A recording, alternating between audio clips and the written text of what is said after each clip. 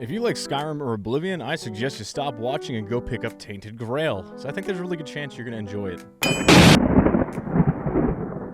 I've been playing for about 7 hours, and these are my first impressions. And just a heads up, there will be some early game spoilers, but nothing too deep into the story. And the game starts off feeling very familiar. I mean, check out these clips.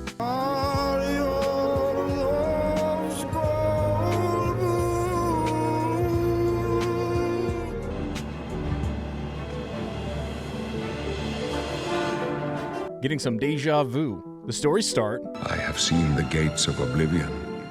The all-consuming red death. Okay, it's kind of metal. Hey, you. Finally awake. Now we're in a prison.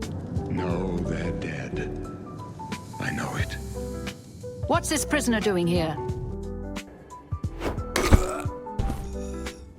Okay, that's different. So when you're looking at the difficulty, you can see that there's an easy mode plus called story focused. So fear not, my fellow fun mode loving friends.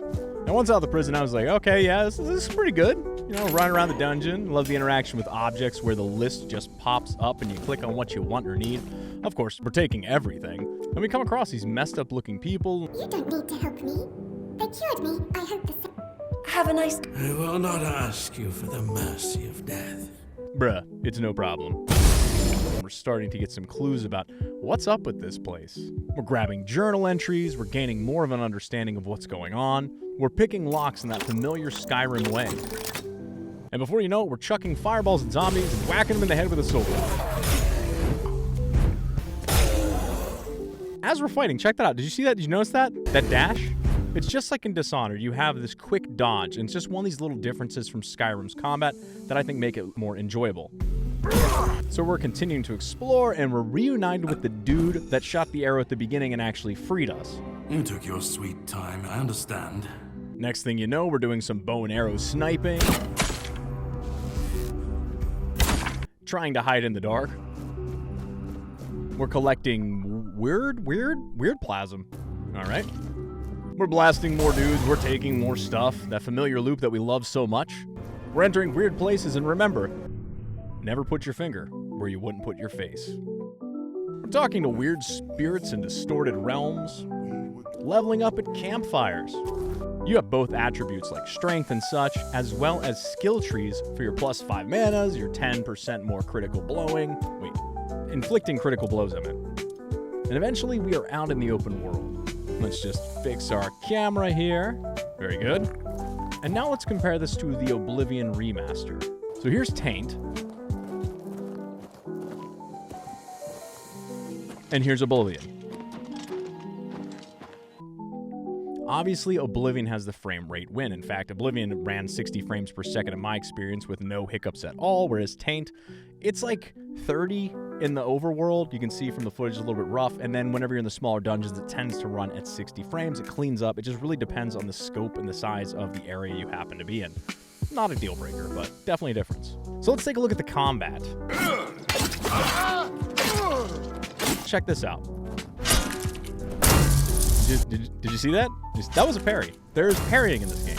That's right, we have that dash from earlier, and we also have parry, which makes the combat a lot more dynamic and interesting. Also, there's a lot of other cool little touches like sketching. We have familiar swimming, of course, and mining. There's fishing in this game, which I haven't done quite yet, but I know that that's in it. There's pets. It has this really cool, dangerous day-night cycle that changes the look of things as well as enemy types. So at nighttime, things get dangerous, which is interesting. There's a decent map and also relatively easy fast travel systems where you can go these little, I don't know, they are markers and transport from those, or you can build a fire, and as long as you have enough weird plasm, you can burn some of that and fast travel to one of those as well.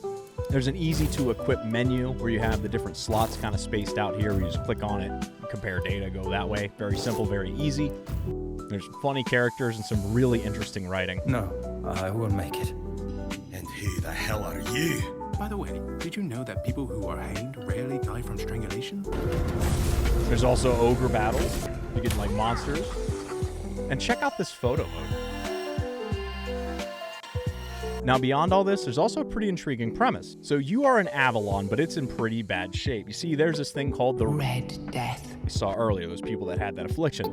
This condition is brought on by something called the Weirdness, spelled with an I, not with an EI, which is kind of weird. And this makes all things go supernatural and evil and stuff. It's bad news. Now we end up running into the spirit of King Arthur, who has been imprisoned. So we try to free him, but then he gets trapped again because, well, he ain't strong enough. I am Arthur Pendragon. Bud needs his soul pieces back, and this is sort of like the Horcruxes from Harry Potter. You gotta like retrieve the pieces, I guess, to restore him. And basically, if we can resurrect him by getting these pieces of his soul, then we can hopefully defeat the weirdness and restore some sense of normalcy through King Arthur's help. Wasn't it? I've shown you a bit of the early portions of the game, but there's so much more that I haven't. Gotta leave you with some surprises. I will say, though, this world is a blast to explore. There's so many times you're just walking around, you're like, what the f is that? Landscape elements and side quests have been a blast so far. In fact, I've been doing those instead of the main quest, and they're very interesting characters, interesting stories. The music has been good so far. Obviously, you heard that banger at the beginning of the video.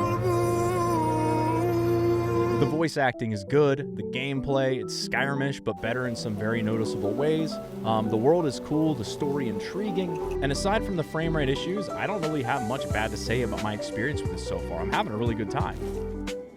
So I can't really recommend this one enough for Scrolls-like fans out there, and I hope that if you give this one a chance, you enjoy as much as I am.